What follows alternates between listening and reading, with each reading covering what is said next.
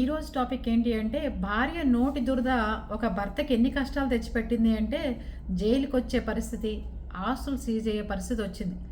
దుబాయ్లో ఉంటున్న మధ్యప్రదేశ్కి సంబంధించిన సంపత్ అనే అతను వాళ్ళ భార్య దుబాయ్ నుంచి ఇండియాకి వచ్చింది.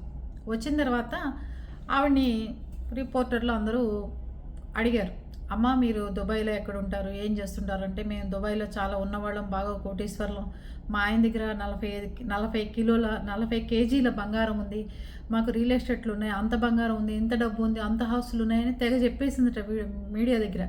అంటే ఒక మనిషి నోటి దురద, లేకపోతే మేము గొప్పవాళ్ళము, మేము ఉన్నవాళ్ళం అని చెప్పుకోవడం కోసం అని చెప్పి వాళ్ళు చేసే కొన్ని చిన్న చిన్న పనుల వల్ల అది ఎంతటి ప్రమాదానికి దారితీస్తుంది అనేదానికి ఉదాహరణ. వీళ్ళ మీద వెంటనే యూఏఈ ప్రభుత్వం అంటే దుబాయ్ ప్రభుత్వం చర్యలు తీసుకోండి, అసలు ఏంటి ఈ మనీ లాండరింగ్ చేశారా ఏంటి అని చెప్పి వాళ్ళ మీద ఎంక్వైరీలు చేయమని చెప్పి అధికారులను ఒత్తిడి చేస్తున్నట్టు అందరూ. అంతేకాకుండా వాళ్ళ ఆస్తులు సీజ్ అయ్యే పరిస్థితి, వాళ్ళ ఉంటున్న ఇంటిని సీజ్ చేస్తారట, కార్లు, బంగ్లాలు, డబ్బు, బంగారం మొత్తం ఇప్పుడు సీజ్ అయిపోయి పరిస్థితి వచ్చింది. దాని తర్వాత ఎంక్వైరీలు జరిగిన తర్వాత అసలు ఇతను ఏమీ చేయలేదు అన్న తర్వాత అప్పుడు ఇవన్నీ రిలీజ్ చేస్తారు అని. ఒక భార్య గొప్పల కోసం అని చెప్పి వాళ్ళ భర్త దగ్గర అంతుంది ఇంతుందని ఒక ఇంటర్వ్యూలో చెప్పటం వల్ల వచ్చిన సమస్య.